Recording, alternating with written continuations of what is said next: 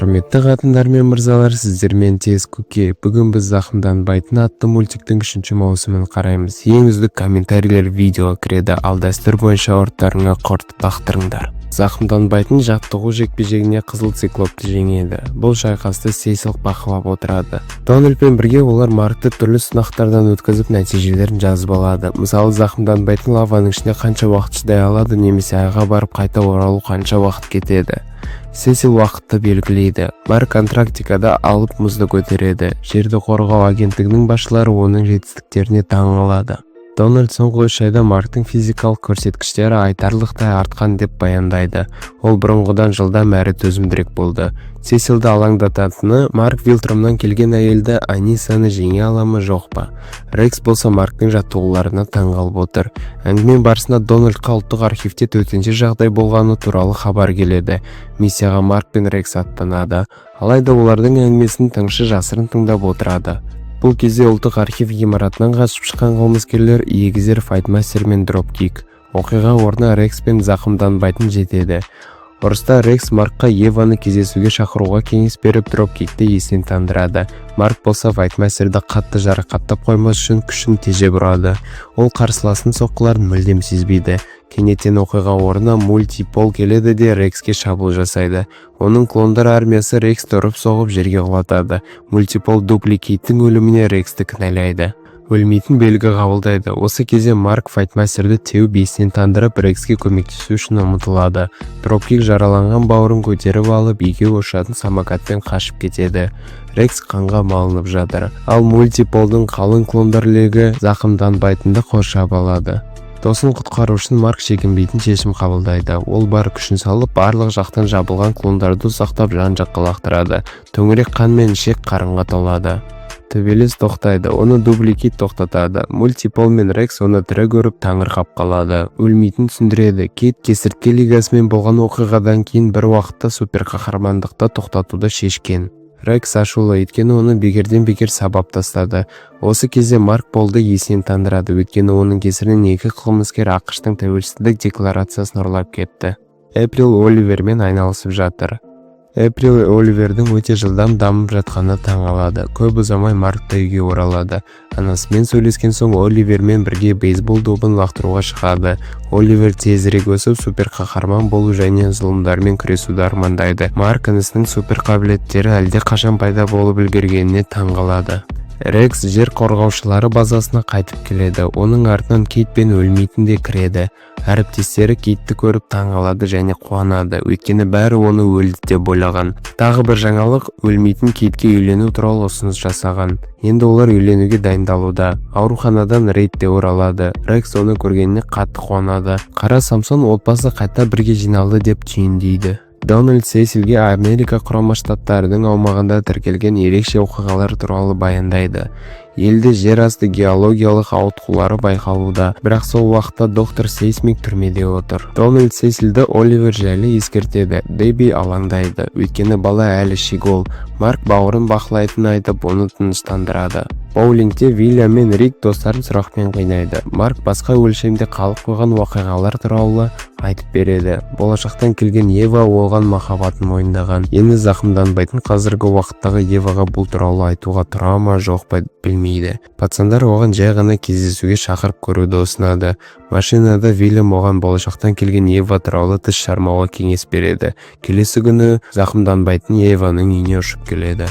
Дэби Оливердің күлгін терісін жасыру үшін оны тоналды креммен бояп жатыр. Сол сәтте Сесил оның үйіне келіп Оливермен танысады. Марк пен Ева әртүрлі тақырыпта сөйлесіп отыр. Қыз Казгасаға архитектор мамандығына түскісі келетінін айтады. Марк сәл төбет етіп, тормозить етіп, бірақ ақыры Еваны кездесуге шақырады. Сесил Дэбиге ашулы. Ол неге Оливердің күштері оянғанын бірден хабарламағанын сұрайды. Ал осы уақытта түрмедегі камерада доктор Сейсмик үнсіз отыр. Рекс пілін жуып жатқанда бір нәрсенің оғаштығын байқайды. Жердегі тесіктен алып көп аяқты кенеттен секіріп шығады. Жерді қорғау орталығы бүкіл Америка бойынша жүздеген жер сілкінісін тіркейді. Супер қаһармандармен байланыс жоқ. Бақылау камераларын тексерген Дональд доктор Сейсмиктің жоғалып кеткенін анықтайды. Сесил Дэбиден Оливерді зертханаға жіберуге рұқсат беруін сұрайды, өйткені ол жердің тағдырына әсер етуі мүмкін.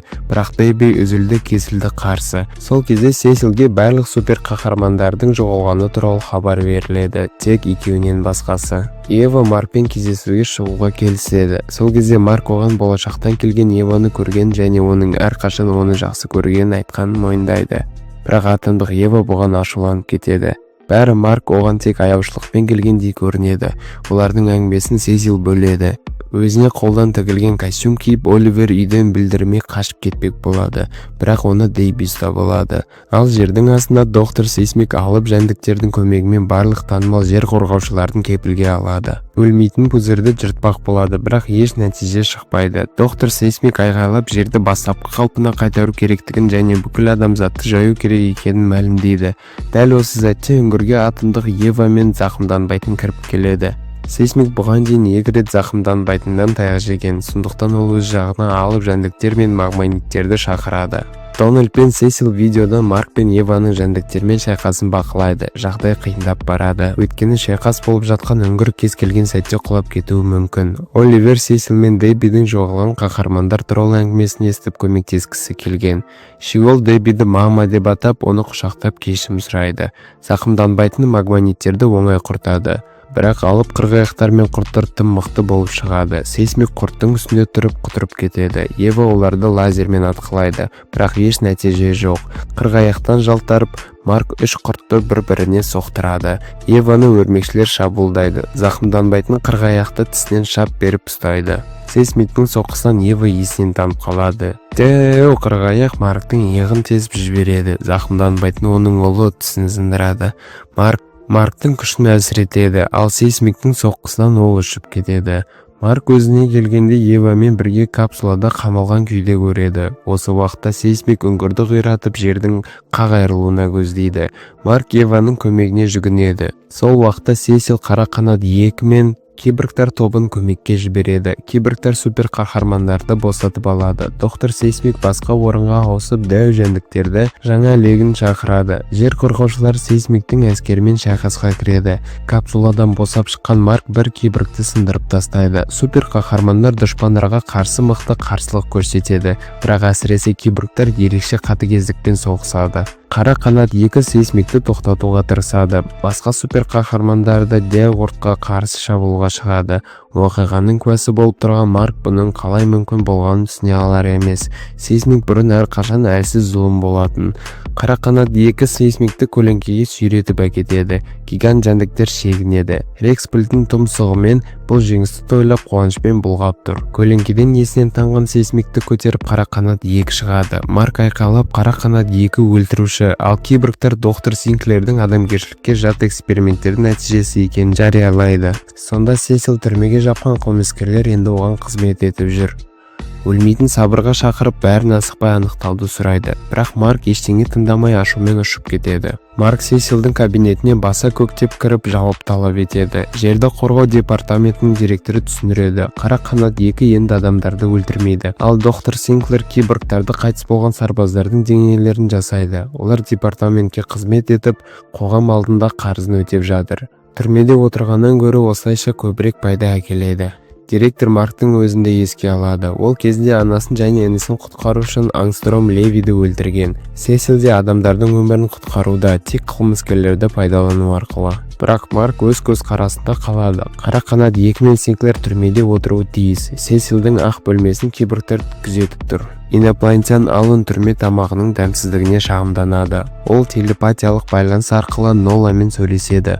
Марктың паханы Алленге түрмеден қашуды ұсынады, бірақ бөтен ғаламшарлық Ноланды қалдырмай кетпейтінін айтпайды. Кейінірек түрме қызметкерлері Алленді үлкен лазермен тіліп тастамақ болады, бірақ бұл әрекет нәтиже бермейді. Оның кеудесінде тек кішкентай күйік қалады. Ол Ноланды әңгімелерімен мезі етеді. Өткен уақыт. Кішкентай қалаға жерді қорғау агенттігінің жас қызметкері Сесил Стедман келеді. Ол дүкенге кіріп тапаншасын суырып алады. Жедел ақпарат бойынша Ланкестер мұнда биологиялық қару жасырған. Дүкенші әйел жұдырықгүл шын мәнінде сол Ланкестердің бірі болып шығады. Ол Сесилдің тапаншасы мен рациясын тартып алады. Агентте әлі электрошок бар. бірақ әйел қолма-қол шайқаста шебер. Жұдырықгүл биологиялық жарылыстан кейін тек мықтылар ғана тірі қалатынын айтып әңгіме өрбітеді.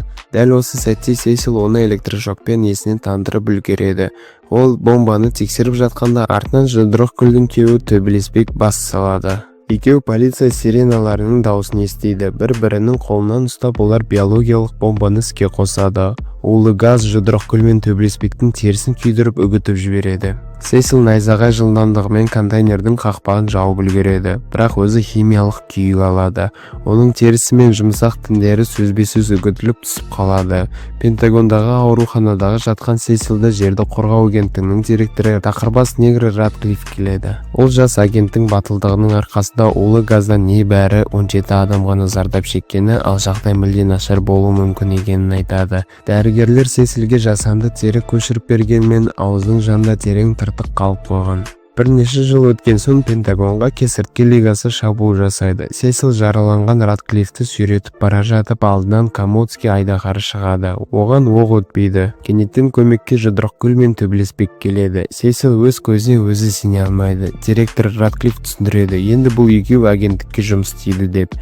Ерлі-зайыптылар Комодский айдаһарымен шайқасып, оны тез арада сұлатып түсіреді. Бірақ Сесил террористермен жұмыс істегісі келмейді. Ол Жұдырықгүл мен төбелеспекті өлтіреді. Көп ұзамай Сесил аса қауіпті қылмыскерлерге арналған түрмеге түседі. Ол жерде әртүрлі супер зұлымдар жазасын өтеп жатыр. Сесилді алып көк мутантпен бір камераға отырғызады. 3 жыл өтеді. Сесил түрмеде беделді адамға айналады. Бір күні оған Ратклифф келеді. Ол Сесилге директорлық қызметтен кететінін хабарлайды. Ратклифф Сесилден өз орнын басуды сұрайды. Түзу мерзімі тек жаза ғана емес, сонымен қатар сынақ болғанын айтады. Егер әлемді құтқара келсе, кейде моральдық шекарадан өтуге тура келеді деп түсіндіреді. Киборгтар зақымданбайтынды қоршап алады. Сесил оның міндеті жер планетасын қорғау екенін түсіндіреді. Марктың күші мен қабілеттерін ескере отырып, ол ықтимал қауіп төндіруі мүмкін. Сесил зақымданбайтын баладай аңғал екенін айтады. Өзі келіспейтін кез келген пікірді жоққа шығарады. Киборгтар оны Сесилге жақындатпайды. Зақымданбайтын біреуін ұрып, жағын жұлып алады. Ашуға булыққан Марк жан-жақтан жабылған киборгтарды шыртып бөлшектей бастайды. Сесил оны тоқтатуға шақырады. Бірақ күшке қарсы Марк тек күшпен жауап қайтарады. Ол шабуылдаушыларды әрі қарай сілкілеп ұра береді. Бөлмедегі жарық ақ түстен қызылға өзгереді. Майк айналасына қараса, киборгтардың сансыз көп екенін көреді. Сесил оған көп құтырмауды ескертеді. Марк секіріп шабуылға көшеді. Осы сәтте Сесил ультра дыбыстық таратқыш қосады. Зақымданбайтын ауырсынғаннан бүгіліп қалады. Төбені бұзып өтіп, Марк Пентагон ғимаратынан ұшып шығады, бірақ жерге құлайды. Сесил оған бұл құрылғы су асты патшалығындағы монстрдың даусынан шабыттанып жасалғанын түсіреді. Зақымданбайтын сол құбыжықпен 2 маусымда шайқасқан еді. Бұл таратқыш ауруханада жатқан кезде Марктың денесіне енгізілген. Директордың сенімсіздігіне ашуланған Марк көкке көтеріліп кетеді. Сесил орталық басқару бөлімшесіне оның қозғалысын бақылауда бұйырады да телепортация арқылы Марктың ұшу бағытына шығады. Марк жерді қорғаушылар базасына қарай бет алады. Бірақ Сесил тағы да таратқышты іске қосады. Оқ өткізбейтін құбыжық қыз және басқа супер қаһармандар ашулы. Олар қалайша доктор Сейсмиктің қолынан өліп кете жаздады. Рекс бәрін сабырға шақырып, артық бас қатырмай жай ғана сыра ішуге шақырады. Осы кезде базаға зақымданбайтын ұшып келеді. Ол Рудиден ультра дыбыстық таратқышты денесінен алып тастауды сұрайды. Сесил супер қаһармандарға араласпауға бұйрық береді. Марк бәрінің көзінше директорды айыптай бастайды. Ол Сесилді қара қанат екімен және Синклермен жұмыс істеп адам өлтіргендерін қорғап отыр деп кінәлайды. Сесил тағы да ультра дыбыстық таратқышты қосады. Оқ өткізбейтін Рекс және қалғандары дереу жауап талап етеді. Осы кезде базаға бірнеше киборг телепорт арқылы келеді. Сесил бәріне көттерін қысуды бұйырады. Бірінші болып шабуылға Рекс аттанады. Оның артынан құбыжық қыз бен оқ өткізбейтін ереді. Артынша қалған супер қаһармандар да төбелеске қосылады. Сесил зақымданбайтынды ультра дыбыстық толқынмен ұстап тұрады. Рекс Сесилдің қолындағы пультті жарып жібереді, бірақ дыбыс тоқтамайды. Киборгтар Маркты жан-жақтан ұрып жатқанда Руди дыбыстық жиілікті сөндіруге тырысады. Зақымданбайтынның басына дыбыс басылған сәтте ол киборгтарды оңды-солды паршалай бастайды. Қалған супер қаһармандар аң-таң. Сесил айғайлап Маркты әкесіне тартқан қаншыр деп кінәлайды. Зақымданбайтын директордың мойнынан шап беріп ұстайды да енді оған қызмет етпейтінін айтады. Барлығы үнсіз бір-біріне қарады. Марк Рудиден таратқышты алып тастауды сұрайды. Үйде анасы айғайлап әрдайым Сесилге сенбегенін айтады. Ева Марктың бетіне мұз басып отыр. Оливер Сесилді өлтіру керек еді деп айғайлайды. Деби Шиголға адамдарды өлтіруге болмайды туралы ескереді. Шатырда отырып Ева мен Марк сөйлеседі. Қыз болған жағдайға сенер алар емес. Марк мұның себебі Сесилдің одан қорқатынын түсіндіреді. Ева Маркты толықтай қолдайды. Марк болашақтан келген Ева Милфа жайлы айтқаны үшін кешірім сұрайды. Ол қызды алғаш көрген сәттен бастап ұнатқанын мойындайды. Бірақ Ева сол кезде Рекспен жүргендіктен өз сезімдерін ішіне жасырып келген. Ева бәрін ойлануға уақыт беруін сұрайды. Швабраларды таратып өлмейтін батырларға базаны жинауды бұйырады. Рэй мен Аманда супер қаһармандар Сесил үшін жай ғана қару екенін түсіндіреді. Қара Самсон директордың тым шектен шыққанын мойындағанмен зақымданбайтынның да одан арандатқанын айтады. Команда ішінде шиеленіс күшейеді. Өлмейтін мен Кейт Сесилді бұйрықтарын орындау керек деп есептейді. Олардың пікірімен Аманда, Рекс, Рэй және айналғыш келіспейді. Ең көп ұрсатын Кейт пен Рэй. Өлмейтін айғайлап барлығын тыныштауға шақырады. Ол жер қорғаушыларының құрамында болу үлкен мәртебе екен, ал кімге ұнамаса кете алатынын айтады. Рекс оны ақымақ әрі Сесилдің жағымпаз итінің бірі деп айтады. Рекстің артынан Аманда мен Рэй де топтан кетеді. Оларға оқ өткізбейтін қосылады. Руди де командадан шығуға шешім қабылдайды. Нәтижесінде құрамда тек айналғыш, Қара Самсон, Кейт және өлмейтіні қалады. Осы уақытта студенттік қалашықта Марк болған оқиға Вильям мен Рикке айтып береді. Достары Сесилдің Синклерді түрмеге отырғызудың орнына оған жұмыс бергеніне сене алмайды. Марк ойланып сол кездегі Синклерді өлтіріп бәріне нүкте қою керектігін айтады. Достары оның бұл ойын құптамай зұлымдарды өлтіру шешім емес екенін түсіндіреді. Супер қаһармандар жер қорғаушыларының базасынан кету үшін заттарын жинайды. Аманда Рудидің дауда өз жағына шыққанына қуанады. Бұрын оған жер қорғаушысы болу арманның шыны сияқты көрінетін. Қара Самсон Рудидің команданы тастап кетуінің себебі тек Аманда емес екеніне күмәнданады. Деби Полмен мейрамханада кешкі ас ішіп отыр. Ол ұлы Марктың университетті тастап кеткен және басқа да мәселелерді айтып береді. Ева алғаш рет дәріске қатысады. Пәннің атауы архитектураға кіріспе. Сесил алдындағы қалған 4 супер қаһарманға қарайды. Ол топқа қара қанатты қосуды ұсынады. Өлмейтін оған қолын созып қош келдің дейді. Кейінірек Сесил Пентагондағы агенттік басқару орталығына оралады. Дональд күмәнін білдіреді. Қара қанат қылмыскерлерді өлтірген. Оны жер қорғаушылары қатарына қосу дұрыс болады ма? Сесил алғаш рет жерді қорғау агенттігінің жаңа директоры болған күнін есіне алады. Сол кезде Дональд оның орынбасары болып тағайындалған еді. Қызметке кіріскен бойда Сесил агенттікке тәртіп орнатуға кіріседі. Өйткені қызметкерлер күн ұзақ бос жүріп жалған есептермен ғана айналысатын. Бір күн Сесилге ақ костюмдегі бейтаныс адамның құбыжықпен айқасып жатқан туралы хабар келеді. Жаңа директор тікұшақпен оқиға орнына келеді. Дәл сол сәтте Нолан құбыжықты қақ бөледі. Сесил бірден бұл ер адамның жергілікті емес екенін түсінеді. Нолан өз кезегінде Вилтрон планетасынан келгенін, өзінің үкіметі тарапынан жер халқын қорғау үшін жіберілгенін айтады. Кейінірек Дональд пен сарапшылар тобы Ноланның өтірік айтқанын анықтайды. Сесил қызметкерлеріне бұл бөтен ғаламшарлықтың жерге не үшін келгенін анықтау үшін оның соңынан аңду орнатуды бұйырады. Дональд зақымданбайтынға қатысты қандай шара қолдану керектігін сұрайды, бірақ Сесил нақты жауап бермейді. Ева Маркпен кездесуге көпірге ұшып келеді. Жігіт оған өз сезімін мойындайды. Бірақ Ева оның шынайылығына күмәнданады. Себебі ол Марктың бұның болашағы қарттан Еваға деген аяушылықтан істеп жатыр ма деп ойлайды. Зақымданбайтын оның сезімі шын екенін дәлелдеуге тырысады. Ақыры екеуі сүйісіп бір-біріне деген махаббаттарын мойындайды. Бұл екеуін машина басының қол астында бірінші маусымда көргенбіз. Тетер асқазаннан шығатын шубыльцылары бар жігіт, ал екіншісі магманьяк. Денесі магма мен лаваға айналдыра алады. Олар банк тонамақшы болады. Бірақ сол жерге оқ өткізбейтін жетіп келеді. Қылмыскерлер қашып кетуге мәжбүр болады.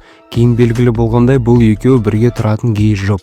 Бір кеше Тейтер сыра ішіп отырып қылмысты тастап адал өмір сүру керек деп шешеді. Сөйтіп олар жергілікті мейрамханадан жұмыс тауып ас үйге орналасады. Өмір біртіндеп реттеле бастайды, бірақ ақша әлі де жетіспейді. Бір күні Магманьяк жұмыста қатты қателесіп котлеттерді күйдіріп жібереді. Бастық айқайлап Тейтер оған қарсы шығады. Соның нәтижесінде екеуін де жұмыстан шығарып жібереді. Соңғы соққы пәтерден шығару туралы ескерту қағазы.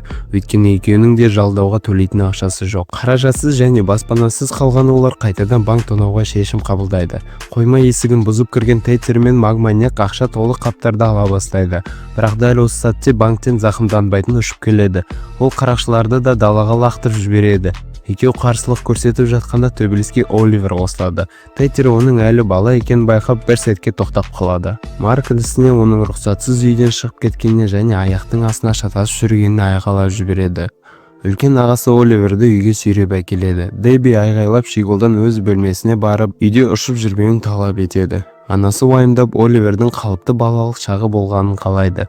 Марк інісін жаттықтыратын уақыт келгенін түсінеді. Үзіліс кезінде Ашкаргүлмен әңгімелесіп тұрған Ева кездейсоқ Эмберге тап болады. Құпия түрде Ева шоколадкаға архитектура білімінің супер қабілеттерін дұрыс қолдануға көмектесетінін айтады. Қыздар кофе ішіп отырып әңгімелеседі. Ева Маркпен кездесе бастағанын мойындайды. Эмбер оған аса мән бермейді. Өйткені оның өзі қазір басқа жігітпен жүріп жүр. Рекс, Рэй, Аманда, Руди және оқ өткізбейтін жаңа жерге үйренісіп жатыр. Бұл бұрынғы жастар қорғаушыларының базасы.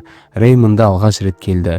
Рекс оған өзінің ескі бөлмесін көрсетеді. Рэй қабырғада ілулі тұрған жастар қорғаушылар командасының бұрынғы құрамының суреттерін көрсетеді. Ол супер злодейлер мүлде жоқ шағын қалашықтан шыққан. Сондықтан Рейде супер қабілеттер пайда болғанда ол тек ұсақ текстермен айналысты. Жоғалған жануарларды іздеді, әжелердің ұрланған сөмкелерін қайтарды, жалпы аса ерекше ештеңе жасамады. Ал Рекс ата-анасыз өсті. Қаһармандар әңгімелесіп жатқанда оқ өткізбейтін жаңа команданың атауын ойлап табуды ұсынады. Рекс бірден Рекс және оның командасы деген атауды ұсынады. Аманда Рудиге қораптарды тасуға көмектесіп жүр. Оқиға орнына атындық Ева келеді. Ол біраз уақыт ата-анасының үйіне көшіп, олармен қарым-қатынасын жақсартуды жоспарлап жүргенін айтады. Түрмеге екі комик злодейді әкеледі. Оларды онда мультипол күтіп отыр. Мистер Лю Титаннан көмек сұрап келеді. Ол мультиполды түрмеден шығарып алуды талап етеді. Бірақ Титанға Қытай мафиясы мен олардың машина баспен жасаған ескі келісімдер түкке тұрғысыз.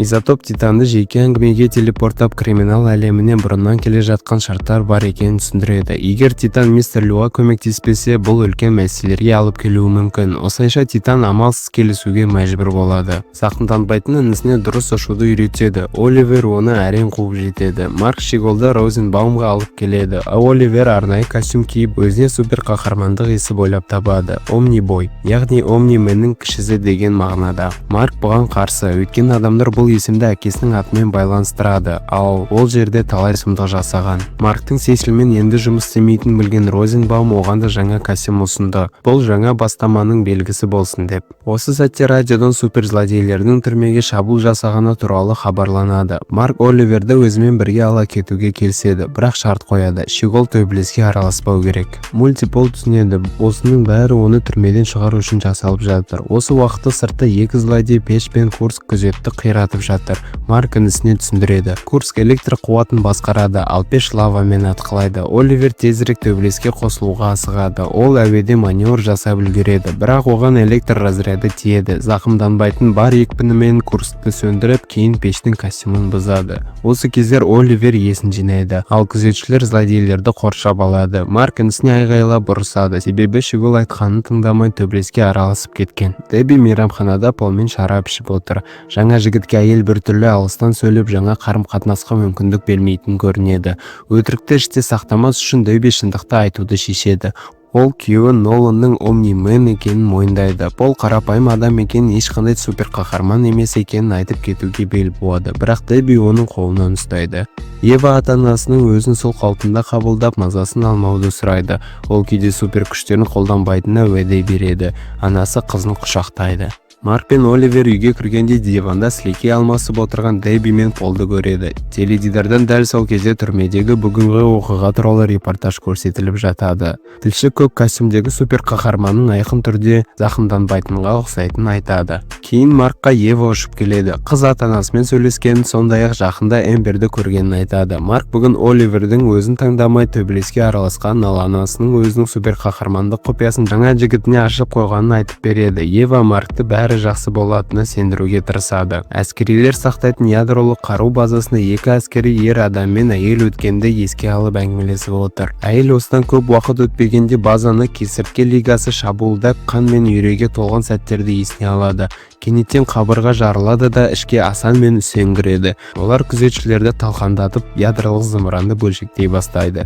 Жер қорғаушылардың командасы оқиға орнына дереу жетеді. Өлмейтін егіздерге берілуге кеңес береді. Асан бір оқпен қара Самсонды сөндіріп тастайды, ал Үсен өлмейтінді ұрып жібереді. Айналғыш жалтарып үлгереді, ал дупликейт өзін көбейтеді. Асан оны электрлік мылтықпен есінен тандырады. Үсен мен өлмейтін шайқасып жатқанда Асан айналғышты да сөндіреді. Қара қанат көлеңкеден шабуылдайды, бірақ ол да электр соққысын алады. Соңында өлмейтін де сөндіреді. Жаңалықтарда ядролық қондырғылары бар әскери базаға шабуыл жасалғаны туралы хабар тарайды.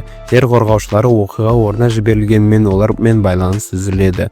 Марк Сесил үшін жұмыс істемейтін болса да көмек көрсетуге шешім қабылдайды. Асан мен Үсен парализленген супер қаһармандарды бір жерге үйіп ядролық зымыранды іске қосуға дайындалады. Бөлмеге кіріп келген зақымданбайтын оқтан жалтарып үлгереді. Жаңалық репортажын көрген Оливер бірден ағасына көмектесуге ұшады. Парализдеуші сәуле зақымданбайтынға тиеді. Асан мен Үсен электромагниттік зымыранды ұшырып жер бетіндегі барлық байланыс құралдарын жоймақ болады. Бірақ Марк орнынан тұрады. Дәл сол сәтте Оливер Асанның мылтығын сындырып жібереді. Егіздер шабуылға көшеді. Зақымданбайтын ойын жинақтай алмайды, өйткені бауыры үшін алаңдап тұр. Оливер бірнеше ауыр соққы алады. Егіздер зымыранды ұшыруға үлгереді. Марк Оливерге тез үйге қайт деп бұйырады, ал өзі зымыранның соңынан ұшады. Егіздер күледі, бірақ Оливер бір соққымен Асанның жақ сүйегін сындырады. Үсен оны жерге ұрып соғады. Марк зымыранды қуып жеткенше Оливер есін жинайды. Зақымданбайтын зымыранды бір соққымен жарып жібереді. Осы кезде Оливер Үсенді өлтіреді. Асан ішек қарын шашылып, қанға боялған бауырды көреді. Ол Оливерден аяушылық сұрайды, бірақ Оливер оны апперкотпен өлтіреді. Өлмейтін көргеніне сене алмайды. Зақымданбайтын есін жиып қайта оралады. Жер қорғаушылары Оливердің күшін көріп шошып кетеді. Осы кезде Сесил телепортпен келеді. Ол Оливермен сөйлесуге тырысады, бірақ зақымданбайтын оны бірден мойнынан ұстап алады. Отбасынан аулақ жүр деп Марк Сесилге ескертеді. Алайда Оливердің егіздері қалай парша-парша еткенін естіген соң Марк бауырын қолынан ұстап оны алып кетеді. Оливер таңданып, неге біз жеңдік қой, енді бұл зұлымдар ешкімге зиян тигізбейді деп. Марк ашуланып, біз ешкімді өлтірмейміз деп айғайлайды. Оливердің көзіне жас келеді, ол ұшып кетеді. Зақымданбайтын оның артынан қуалайды. Оливер жылдамдығын арттырады. Марк оны қуып жетіп жолын кес-кестейді. Ол бауырын құшақтап, басқаларды өлтіруге болмайды, өмір баға жетпес, оны жай ғана тартып алу дұрыс емес деп. Оливер ашуланып, адамдар күн сайын бір-бірін өлтіріп жатыр, оларда супер күш жоқ, зұлымдарды бір жола жойған әлде қайда ақылдырақ деп. Оның сөздерінен Марк әкесінің дауысын естігендей болады. Марк Евамен кездесуге кешігіп келеді, бірақ Эмберден айырмашылығы Ева бәрін түсінеді, супер қаһармандық істерді. Марк болған жайттың бәрін айтып береді, соның ішінде Оливердің жасағанында. Өлмейтіннің айтуынша Асан берілуге дайын болған, кешірім сұраған, бірақ Оливер оны бәрібір өлтірді. Ева Маркты сабырға шақырды. Ол Оливерді де түсіну керек екенін айтады. Ол әлі бала, күшін дұрыс басқара алмайды, бірақ Марк басқа нәрсеге алаңдайды. Оливер өзінің жасағанын ісіне ұялмайды, тіпті өкініп те тұрған жоқ. Кейін Марк үйіне оралып анасына көмектеседі. Ол Деббиден кешірім сұрайды, өйткені оның жаңа жігітіне деген реакциясы дұрыс болмағанын түсінеді. Дебби мен Марк Оливердің бөлмесіне барып маңызды әңгіме бастайды. Шиголға өмірдің құндылығы туралы дәріс оқиды. Оливер болды, бәрін түсіндіңіз деп бұдан былай ондай нәрсе жасамайтын уәде етеді. Марк терезеден ұшып жүрген дронды байқайды, бірақ дрон дәл қолында жарылады. Бұл кезде барлық бақылау дрондарының түсірілген жазбалар үлкен экранға беріледі. Экранның алдында Ангстром Леви отыр. Рекс пен Рей асық түлік алуға дүкенге келеді. Қыз дұрыс тамақтанудың маңыздылығы туралы әңгіме қозғайды. Рей кешкі ас дайындауға ниетті. Рекс қалжыңдап чипсы шайнайды. Дәл сол сәтте сыртта автобус жарылып кетеді. Рекс пен Рей дереу жағдайды анықтауға жүгіреді. Руди мен қалғандары зақымданбайтын әкелген дронның қалдықтары сынақтарын зерттеп жатыр. Дәл осы кезде базаға Рекс пен Рэй оралады. Роди сынақтарды қарап шығып дронның қайдан келгенін анықтай алмайды. Марк бұның артында Сесил тұр деп күдіктенеді. Пентагонға басып кірген зақымданбайтын киборгтарды оңды-солды жайрата бастайды. Бірақ кенеттен ультра дыбыстық сигнал іске қосылады және ол Маркты естен тандырады. Дәл осы кезде Сесил мен Дональд келеді. Марк директорды дрондар арқылы жасырын бақылау жүргізді деп айыптайды. Алайда Сесил бұған қатысы жоқ екенін айтады. Марк ашулы күйде ұшып кетеді. Сесил Дональдқа дронды зертханаға жіберуді бұйырады. Зақымданбайтын бар жылдамдығымен ұшып келеді, өйткені кездесуге кешігіп жатыр. Парижде оны Ева күтіп отыр. Екеу кафеде отырып әңгімелесіп демалып жатқанда қастарында портал ашылады. Порталдан Файтмастер мен Дропкик шығады. Олар зақымданбайтынды тапқандарына қуанып, одан көмек сұрайды, өйткені миллиондаған адамның өмірі қатерде. Марк Еваға бұлардың ақш-тың тәуелсіздік декларациясын ұрлағандар екенін түсіндіреді. Дропкик пен Файтмастер болашақтан келгендерін және электросамокаттың уақыт машинасы екенін айтады. Олар болашақта зұлым патша билік жүргізетін, оны тақтан тайдыру керек екенін түсіндіреді. Марк ашуланып көмектесуден бас тартады, өйткені олар оның Евамен кездесуіне кедергі келтіріп жатыр. Файтмастер мен Дропкик Маркты самокатпен соғып, оны портал арқылы болашаққа сүйреп әкетеді. Олар зақымданбайтынға көмектессе, оны қайтарып тәуелсіздік декларациясын қайтаратыны уәде етеді. Марк костюмын киіп айналасына көз тастайды. Болашақтағы Америка қирап жатыр. Егіздер барлығын түсіндіреді. Көп жыл бұрын жер планетасы жойылып кетудің аз-ақ алдында тұрды. Сол кезде жерге билеуші таңдалды. Алғашында ол жақсы басқарды, бірақ кейін бір күні белгісіз себеппен ақылынан адасып нағыз тиранға айналды. Ол жаңа заңдар енгізіп, барлық адамдарды еңбек лагерде жұмыс істеуге мәжбүрледі. Келіспегендерді түрмеге тастады. Король бағынбағаны үшін жердегі 10 қаланы өзі жойып жіберді. Адамдар оған қарсы көтеріліске шықты, бірақ жеңіліске ұшырады. Содан кейін Дропкик пен Файтмастер уақыт машинасын жасап өткеннен жауап іздемек болды. Осылайша олар бір кездері зақымданбайтын есімді батыр болған және дәл сол ғана оларды құтқара алатынын білді. Марк ойлана бұл король Вилтрумит емес пе деп күдіктенеді. Егіздер назар аударту үшін ғимаратқа оқ жаудырады. Дереу корольдің гвардиясы роботтар келеді. Зақымданбайтын біреуінің басын жұлып алады, екіншісі және үшіншісін сындырып тастайды. Дропкик пен Файтмастер роботтармен шайқасудың мағынасы екенін айтады. Өйткені корольдің миллиондаған әскері бар. Жоспар әдейі тұтқынға түсу. Осылайша олар корольге жақындай алады. Роботтар Марктың бет әлпетін сканерлеп, үшеуінде корольдік мұнараға әкетеді. Олардың қолдарына кісен салынады. Жол бойында егіздер ата-аналарының кішкентай кезінде өлтіргенін айтып береді. Егіздер жетектеп өлім жазасына алып барады. Олар зақымданбайтынға жалынып корольді тоқтатуға сұрайды. Екі робот Маркты лифтпен жоғары алып кетеді. Зақымданбайтын тақ залына кіріп жан-жағына қарайды. Тақта өлмейтін отыр. Король таң қалып қалады. Жүздеген жылдар бойы ешкім оны өлмейтін деп атаған емес. Ол баяғыдағы зақымданбайтын отбасымен бірге жерден кеткенін айтады. Дәл Марк өлмейтінді жердің билеушісі етіп қалдырған. Король баланы мойнынан ұстап ашуға болғады. Ол билеуді ешқашан қаламаған, барлығы үшін зақымданбайтын кінәлі екенін айғайлап жеткізеді. Өлмейтін өзінің ғасырлар бойы жүздеген әйелдер мен жүздеген балалары болғанын айтып береді. Бірақ оның мәңгілік өмір сүруінің кесірінен сүйгендерінің бәрі бірінен соң бірі қайтыс болып жалғыз қалғанын мойындайды. Ол айғайлап зақымданбайтынның оған қарыз екенін мәлімдейді. Өлмейтін өзінің азабын тоқтатуды сұрайды. Ол өлгісі келеді. Осы уақытта Дропкик пен Файтмастер екі робот гвардияны сындырып күзеттен қашып кетеді. Өлмейтін зақымданбайтыннан өзін өлтіруді өтінеді, бірақ Марк бас тартады. Сол сәтте өлмейтін ашуланып шабуылға шығады. Ол зақымданбайтынды еденге құлатып өзін өлтіруді талап етеді. Ол ерлікпен шайқасып соғыста қаза тапқысы келеді. Марк жауап беріп те үлгермей өлмейтін оны бірнеше рет ұрып жібереді. Дәл осы кезде трон залына Дропкик пен Файтмастер кіреді. Өлмейтін зақымданбайтынды арандату үшін Дропкиктің мойнынан шап беріп ұстайды. Өлмейтін айғайлап оны тоқтатудың жалғыз жолы бар екенін мәлімдейді. Ол зақымданбайтынға бірнеше соққы береді. Ақыры Марк оның басын жарып жерге лақтырады. Дропкик пен Файтмастер оған көмектескені үшін алғыс білдіреді. Олар үшін патша қатыгез қылмыскер еді, бірақ Марк оны көптеген адамдарды құтқарған батыр ретінде еске алады. Зақымданбайтын ескертеді, басты денеге жақындатпаңдар деп, әйтпесе ол қайта тіріледі. Корольдік гвардия өлмейтін қайтыс болған жағдайда билік халыққа берілу үшін бағдарламаланған еді. Адамдар көшеге шығып еркіндіктерін тойлай бастайды. Зақымданбайтын егіздермен бірге электросамокатқа секіріп қазіргі уақытқа оралады. Онда оны Ева күтіп отыр. Марк болашақта жерде өлмейтін билегенін айтып береді. Ол адамдарды өлтіріп қорқынышты нәрселер жасаған. Марк оны тоқтатуға мәжбүр болды. Ева жігітті жұбатып, болашақты өзгертуге болатынын айтады. Ол әрдайым Марктың жанында болатынын, бірге бәрін еңсеретіндерін жеткізеді. Ева қазіргі заманғы кейбір қыздардай емес, ол кез келген қиындықта қолдау көрсетіп қарым-қатынасты бұзбайды. Елгізер ақштың тәуелсіздік декларациясын Вашингтонға жеткізеді. Ева мен Марк романтикалық кездесулерін жалғастырады. Олар Мысырға барып, солтүстік шұғыланы тамашалап, түнгі аспанмен қалықтайды. Ева ішіндегі бабочкалардың қалықтағанын сезінеді. Марк оны құшақтаған сәтте өзін бақытты сезінеді. Ол Еваға махаббатын мойындайды. Екеуі бұлттардың арасында сүйіседі.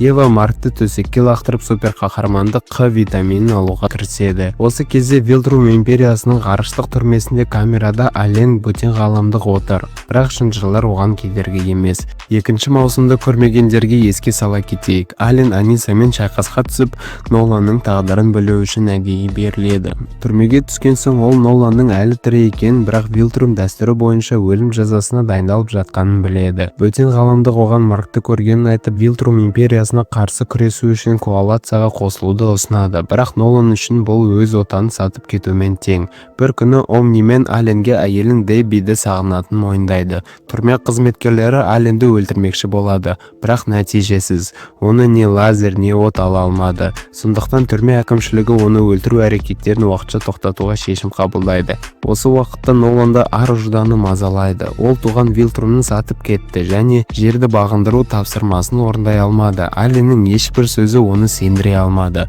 Бір күні түрмеге Вилтрумиттер мінген кеме келеді. Екі мұртты Вилтрумит Ноланды өлім жазасына алып кетеді. Бұған көнгісі келмеген Ален есікті сындырып еркіндікке ұмтылады. Ноланды ұрып жатып, палачтар оны бірнеше қылмысы үшін айыптайды. Қарапайым түрлермен көбею, Вилтрумиттерді өлтіру және империяны сатып кету. Бөтен ғаламдық Ален түрме көзетіне тап болады. Лазерлерден жалтарып, ол басқа тұтқындар отырған камераларды ашады. Барлық галактикалардан жиналған қылмыскерлер дәлізге лап қояды. Олар күзетшілерді тез арада паршалап тастайды. Қашқындар шайқасқа кіріседі, бірақ күзет оларды жылдам атып түсіреді. Ален ерекше қорғалған камераны ашады. Бұл жерде аса қауіпті қылмыскер отыр. Бірінші маусымды көргендер есінде болар. Бұл жауынгер хайуан. Ален оған шығуды және күзетпен шайқасуды ұсынады, бірақ хайуанды тек бір нәрсе қызықтырады. Қарсыластар арасында лайықты жауынгер бар ма? Мысалы, Вилтрумиттер. Ален оған сыртта үшеу бар екен, бірақ олардың бірі өз адамымыз екенін айтып, оған тиме деп ескертеді. Нолан қанға бөгіп жатыр. Екі Вилтрумит оны ұруын тоқтатпайды. Ален мен хайуан күзетшілерді паршалап тастайды. Усатыйлар Ноланды аямай ұрып жатыр. Хайуан күзетшілерді жұлмалап, олардың арасында Вилтрумиттер жоқ екеніне ашуланады. Ол ашудан Аленге тап береді. Оны алдағаны үшін кінәлап жұдырық сілтейді. Хайуан шынайы шайқас күткен еді, бірақ оған лайықты қарсылас бұйырмады. Мұртты Вилтрумиттер ұрып енді дәстүр бойынша Ноланның басын жұлып алмақшы. Сол сәтте залға хайуан мен Ален кіріп келеді. Ноланның түрі нағыз бокс крушасы. Хайуан қуанады. Ақыры лайықты қарсыластар тап болды деп. Ол еш ойланбастан шайқасқа қойып кетеді. Ален Ноланды босатпақ болғанда екінші Вилтрумит оған ауыр соққы жасап жерге құлатады да оңды солды төпелей жөнеледі. Нолан темір шынжырларды үзіп қуатты соққымен қарсыласын көрші бөлмеге ұшарып жібереді. Екеуі бірден қайта шабуылға кіріседі. Нолан мен оның қарсыласы бір-біріне жойқын соққылар жасап, қанды қырғын басталады. Әкесіне Ален көмекке келеді. Түрме күзетшілері келіп жетеді. Олардың өздері Нолан мен Аленге үлкен қауіп төндірмейді, бірақ сансыз көп. Әрі лазерлі қарулары бар. Хайуан екінші палач Вилтрумитпен шайқасын жалғастырып жатыр. Алғашқы палач жерден көтеріліп қайта шабуылға дайындалып жатқанда Аленнің басына тамаша идея келеді. Ол қабырғаны бұзып жібереді. Бірден разгерметизация басталып, күзетшілер мен басқа да тұтқындарды ашық ғарышқа тартып әкетеді. Хайуан мен Вилтрумит палачы ғарышта бір-бірін аяусыз төпелеп жатыр. Сол уақытта екінші палач пен Нолан мен Ален шайқасуда. Ол да адам айтқысыз күшті, бірақ бұл оны қосарланған соққыдан құтқара алмайды. Бас сүйегі күл-талқан болады. Нолан мен Ален айналаға қарап екінші палач мен хайуанды таппайды. Екеуі әлі де ғарышта ұрыс жүргізіп жатыр. Нолан жерден тұрғанда Аленнің әдейі әлгі палачқа берілгенін түсінеді. Осылайша инопланетянин Омнименге мотивация берген. Түрмеде отырған уақыт ішінде екеуі жақын дос болып кеткен еді. Ален палачтар келген кемені ұрлап кетуді ұсынады. Сол кезде Нолан оған үлкен құпияны ашады. Бүкіл ғаламда таза қанды Вилтрумиттерден бар болған 50-ге жуық қалған. Бұл уақытта Ева бақытты кейіпте төсекте жатыр. Ол Марктың білінде серуендеп қайтты. Есікті Дэби тақылдатады, бірақ есік құлыптаулы. Іштен Еваның сыңғырлаған күлкісі естіледі. Титан стильді қара костюм киіп, қызын қолынан ұстап мектепке алып барады. Бір сәтте оған изотоп телепортпен келеді. Бұл уақытта аса қауіпті супер қылмыскерлерге арналған түрмеде күзетшілер тұтқындарға тамақ таратып жүр. Солардың бірі Мультипол. Наруто анимасын көрген соң оның басына зұлым ой келеді. Ол камераның ішінде өз клондарын жасай бастайды. Тағы да. Камера консервідегі балық сияқты клондарға толады. Олардың саны соншалықты көп, тіпті сүйектері сынып, ішкі ағзалары жаншылып кетеді. Бірақ Мультипол тоқтамайды. Ол клон жасауды жалғастырады. Ақыры қан мен ішек қарын қысыммен болат есікті итеріп ашады. Камераға қарай күзетшілер жүгіріп келеді. Мультипол оларға қарсы шабуылға шығып, тағы да клондарын жасауда. Күзетшілер тым көп, бірақ ол оқтардан жалтарып қашуға тырысады. Дәл осы сәтте арнайы жасақ кіріп, электронды қарғыбау арқылы оның қабілетін бұғаттайды. Кейінірек Мультиполға оның егіз әпкесі Дупликейт келіп кетеді. Ол бауырын қашпақ болған үшін ұрсып, енді оған қосымша жаза мерзім қосылатынын айтады. Бірақ Пол оған мән бермейді. Ол өзінің қожайы мистер Лю мен Сесилдің арасында еш айырмашылық жоқ екенін айтады. Өйткені Сесил де Дупликейтті өз мақсатында пайдаланып жүр. Кейт пен Пол кішкентай кезінде олардың бойында қабілеттері пайда болғанда, әкелері бұл ауыртпалыққа шыдай алмай есінен адасқан. Ақырында оны психиатриялық ауруханаға жауып тастады. Ал егіздерді ерекше қабілеті бар балаларға арналған әскери мектепке жібереді. Бір түнде Мультипол мектептен қашып кетті. Кейт бауырының бұл жолдан қайтқанын қалайды, бірақ қылмыс әлемінен жай ғана кетіп қалу мүмкін емес екенін жақсы біледі. Оливер мен Дэби таңғы ас әзірлеп жатқанда оларға Марк қосылады. Осы кезде есік қоңырауы шалынады. Келген Ева. Ол түні бойы Маркпен бірге болмағанда кейіп танытады. Бірақ Дэби оны ішке шақырып таңғы асқа қосуды ұсынады. Оливер бірден бәрін ашып тастайды. Түнде Марк пен Ева тым қатты шулағаны сонша ол оянып кеткен. Ағайындылар бір-бірін үстел астында теуіп жібереді. Марк анасынан пәтер жалдау қанша тұратынын сұрайды. Ол Евамен бірге тұру үшін бөлек шығуды ойластырып жүр. Дэби олардың қасында болғанын ұнататынын мойындайды, бірақ ол есейген жігіт, сондықтан шешімді өзі қабылдауы керек. Кейін Марк пен Ева шатырда отырып бірге пәтер жалдап нағыз жұп болып өмір сүру туралы әңгімелеседі. Бірақ басты мәселе ақша қайдан табамыз. Бизнес-леди костюмын киген Ева супер зұлымдарға арналған түрмеге келеді. Соңғы уақытта қашуға әрекеттену көбейіп кеткен, ал түрме қызметкерлері жағдайды бақылауда ұстап жатыр. Ева оларға ипі зақымданбайтын қызметін ұсынады. Яғни кез келген уақытта бір қоңыраумен келіп қылмыскерлерді тоқтатын супер қаһарман қол астарыңызда болады. Мистер Лю Титанның Мультиполда түрмеде шығару әрекетін сәтсіз болғанына риза емес. Кәрі қарт негрге басқа жолын табуды бұйырады. Әйтпесе оның отбасы зардап шегеді. Титан үрейленген күйде үйіне жүгіріп келеді. Әйелі мен қызы аман есен. Марктың төсегінде жатып, Ева ипі зақымданбайтын үшін корпоративтік имейл тіркейді. Ол түрмемен келісім шартқа қол қойған. Осы кезде бөлменің есігін қағып Дэби кіріп келеді. Оливер жоғалып кеткен. Ал изотоп Титанға орденмен арыздасуға болмайтынын ескертеді. Мистер Лю тым қауіпті адам. Марк пен Ева ауданның үстімен ұшып Оливерді іздейді. Көп ұзамай оны балалар алаңында байқайды. Оливер достармен бірге скейт теуіп жүр. Марк пен Ева ағаштың басынан байқатпай бақылап отырады. Марк бауырдың достары барына қатты қуанады. Кенеттен үлкенірек балалар кішкентайларға тиісе бастайды, бірақ Оливер қорықпайды. Марк оның ашуға беріліп, тиіскендерін өлтіріп тастауына алаңдайды. Бірақ Оливер супер жылдамдықпен шап беріп, үлкендердің шалбарын шешіп тастайды. Қорыққан бұзақылап безіп кетеді. Рей сериал көріп отырған кезде Рекстен шақырту келеді. Қуырылған еттің иісін сезіп ас үйге келеді. Рей бәрін бірден түсінеді. Рекс оған көңіл білдіргісі келіп жүрген екенін. Рекс табаққа ет салып өлмейтінен ұрлап алған өте ескі виноны шығарады, бірақ шараптың дәмі жиренішті болып шығады. Рей күліп етпен шай қай салады. Ол Рекске кешкі ас үшін алғыс айтады. Келесі күні супер зомдарға арналған түрмеге машина басты көруге Титан келеді. Чикагоның бұрынғы қылмыс әлемінің бастығы бірден Титанның мистер Люмен мәселе туындағанын түсінеді. Машина бас үшін Титан мен изотоп сатқындар. Ол бірінші маусымда жалдаған хайуанның Титан мен зақымданбайтында қалай сабап тастағанын еске түсіреді. Машина бас Титанға таңдау қояды: не Мультиполды түрмеден шығарасың, не өлімге дайындал деп. Марк анасына Оливердің жақсы достарын тапқанын айтады, бірақ Дэби кішкентай ұлы үшін уайымдайды. Осы кезде Марктың телефоны шырылдайды. Оған түрмеден қоңырау келеді. Түрме күзеті Титанға оқ жаудырады. Дәл осы сәтте зақымданбайтын оқиға орнына келеді. Титан сауытын шешеді. Марк өткен оқиғаны есіне түсіреді. Титан бұрын оны алдап машина басты құлатуға көндірген, бірақ ақырында өзі оның орнына отырып алған. Титан Маркты тыңдауға шақырады. Ол Чикагоның кедей аудандарын көрсетеді. Бұрын көшеде қылмыс пен есірткі саудасы өршіп тұрған жерлерде қазір тыныштық пен тәртіп орнаған. Бірақ Титан одан да қауіпті күш бар екенін айтады. Орден атты халықаралық қылмыстық синдикат. Оның басшысы қытайлық мистер Лю. Дәл сол мультиполды түрмеден шығартқысы келеді. Марк көмектесуден бас тартады. Титан канализация арқылы қашып, кейін көше толған сұр худи киген адамдардың арасына сіңіп кетеді. Үйде Ева Маркты өзінің дұрыс таңдау жасағанына сендіреді. Қанша жерден ойласаң да Титан қылмыскер, оған көмектесуге болмайды деп.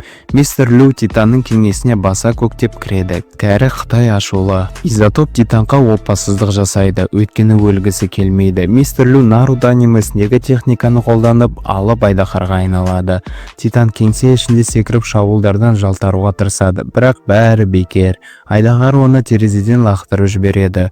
Осы кезде мистер Людің жеке күзетшісі оның адам кейпіндегі денесін күзетеді. Супер зұлымдарға арналған түрменің бастығы кенеттен оларға қарай ұшып келе жатқан алып жасыл айдаһарды көреді. Маркқа шұғыл қоңырау келеді. Ева дереу өзінің әйгілі қызғылт шортиктерін киіп сүйіктісін қолдауға дайындалады. Қалай ойлайсың, осындай қызым болса ғой деп. Айдаһар түрменің күзет мұнарасын қиратқан күйі түрме ауласына лап қояды. Бірақ сол сәтте зақымданбайтын атомдық Ева тартылады. Марк айдаһардың аузынан жалтарып, оған бауырдан комбо соққы жасайды. Айқас әуезде жалғасады. Ева зақымданбайтынға қызғылт қамшы жасап береді. Марк қуатты соққыны айдаһардың бетіне бағыттайды. Мистер Лю түрменің қабырғаларын қиратып өтеді. Марк пен Ева айдаһармен шайқасып жатқанда түрме тұтқындары өз камераларынан шыға бастайды. Мультипол мойнындағы қабілетін тежеп тұрған қарғы бауын сындырады. Ева бөлікші тұтқындарды кері камераларға лақтырып жібереді. Мультипол оған шабуыл жасайды. Ева әрбір құлынды бетон жәшікке қамап тастайды. Соңында өзі де қайтадан түрме камерасына түседі. Айдаһардың соққысынан зақымданбайтын жерге құлайды. Марк жылдам маневр жасап айдаһардың аяқтарына өтіп, оны жамбасынан асырып лақтырады. Бірақ айдаһар зақымданбайтын кеудесін тістеп алады. Қираған түрмені жөндеп жүрген Ева бір тұтқынның жоғалып кеткенін байқайды. Марк айдаһарға тас лақтырып, әуеге көтеріліп, оны бас сүйегін сындырады. Алайда айдаһардың жаралары лезде жазылып кетеді. Машина бас мистер Людің кеңсесіне кіреді. Ол жерде тек ес-түссіз жатқан мистер Лю мен күзетші ғана бар. Изотоп күзетшіні аспанға телепорттап жібереді, ал ол жерге сиыр тезегіндей жалп етіп түседі. Енді тек мистер Люді өлтіру ғана қалды. Айдаһар зақымданбайтынды жейін деп жатқанда ол бірден жоқ болып кетеді. Себебі машина бас айдаһардың адам кейпіндегі денесін атып тастаған екен. Сөйтіп Титанның көп қадамды айласы іске асады. Кешке Евамен сөйлесіп отырып, Марк өзінің жай ғана Титанға көмектескенін, ал шын мәнінде мистер Люді өлтіруге жәрдемдескенін түсінеді.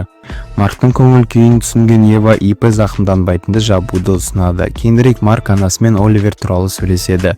Марк Ева екеуі әзірге бөлек шықпайтынын айтады. Дебби жас жұптың өзімен және Оливермен бірге тұруын қалайды. Ол ұлының осына керемет қызды жолықтырғанына риза. Орденнің отырысында мистер Людің орнына халықаралық қылмыстық әлемнің жаңа басшысы болып машина бас тағайындалады.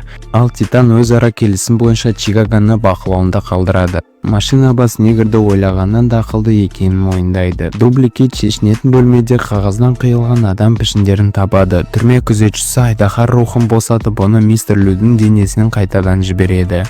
Өткен шақ. Скотт Дивол есімді ер адам Чикагоға әпкесі мен жиенін көруге келеді. Оның ерекше қабілеті бар, кинетикалық энергияны жинақтай алатын.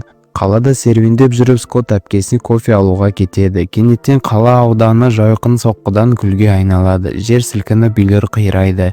Өзіне келе сала Скотт айналасына қарап, қираған ғимараттар мен өлі денелерді көреді. Түтін мен шаңның арасында ол әпкесі мен жиенін іздейді, бірақ олар қайтыс болған.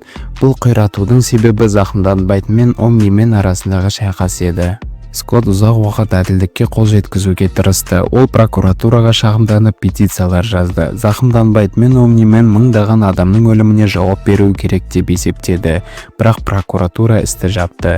Көп ұзамай Скотт жерді қорғау агенттігінің ғылыми бөліміне жұмысқа орналасады. Ол зақымданбайтын туралы ақпарат жинап, Пентагон ғалымдарының қандай әзірлермен жасап жатқанын бақылап жүреді. Ғылыми бөлімнің түскі асында Скотт әріптестермен соңғы оқиғаларды талқылайды. Жуырда зақымданбайтын Пентагонға баса көктеп кіріп, директорға сес көрсетті, ал ол үшін ешқандай жаза қолданылмады. Қарапайым адам бұндай істесе, оны не түрмеге жабады, не атып тастайды. Біздің бейшара Apple адам Бургер Кингке шабуыл жасайды. Алайда Оливердің таяқ жеп есінен танып қалады. Марк пен Ева Оливерге зұлымдармен көшеде төбелесудің қауіпті екенін түсіндіреді. Жекпе-жекті адамдардан алысқа апаруға тырыс деп үйретеді олар. Apple адам басын көтеріп айғайлап, білімді жуу керек дейді.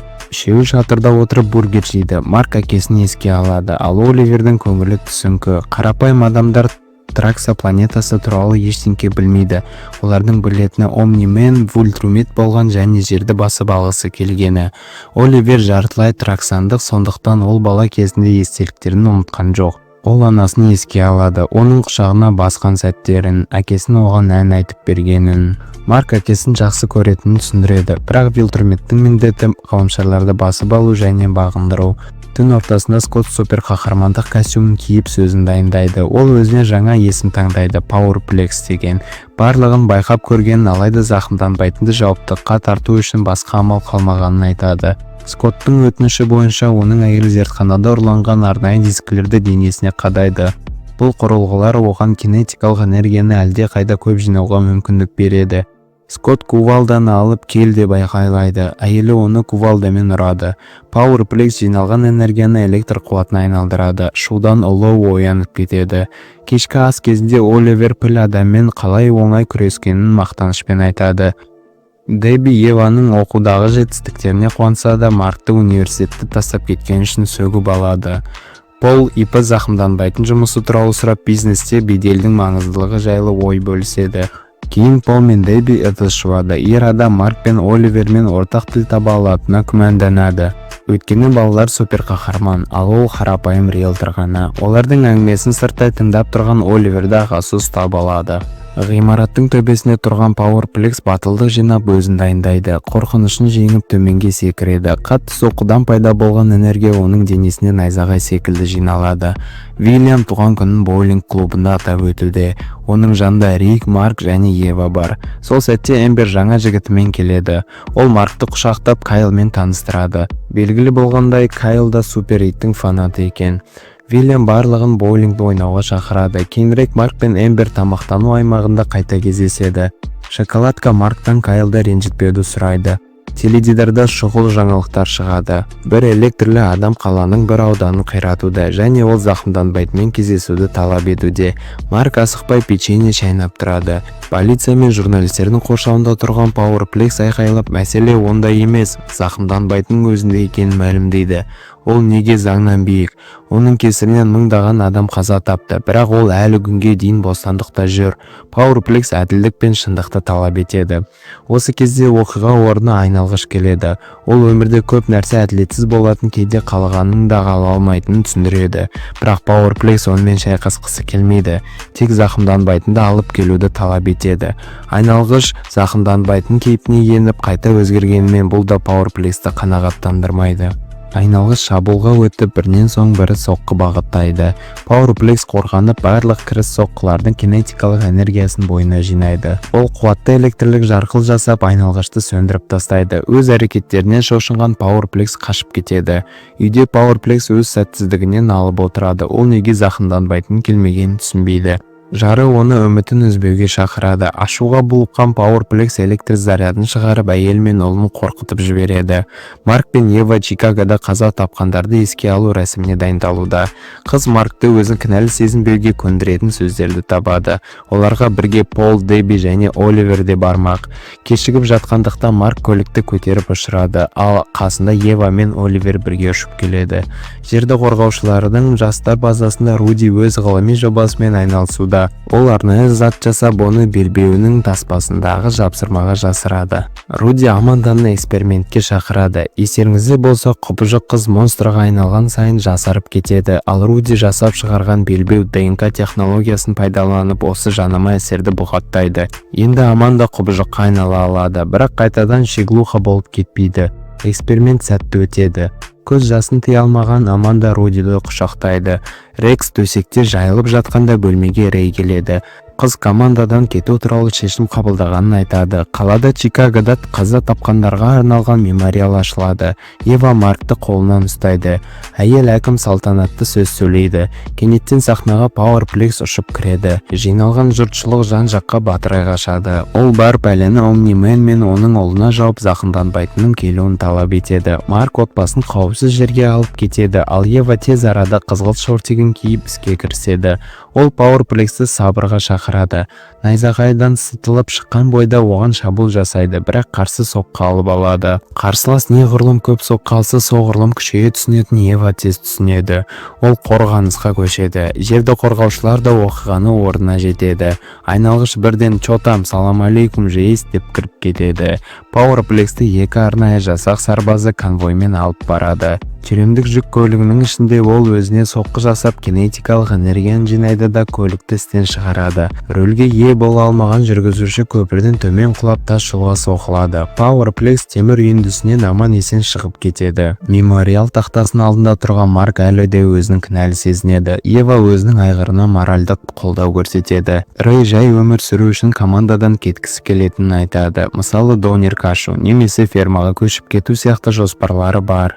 Рекс оны бұл ойынан қайтаруға тырысады. Кейін екеуі көпірдің үстінде тұрады. Рей кесіртке лигасымен болған оқиғаны есіне алады. Сол кезде олар екеуі өлім аузынан қалған еді. Мұндай жағдай қайталануы мүмкін. Ол Рексті де супергеройлық жұмысты тоқтатуға көндіргісі келеді. Бірақ жігіт супергеройлардың бақытқа лайық емес екенін, бұл олардың тағдырын екенін айтады.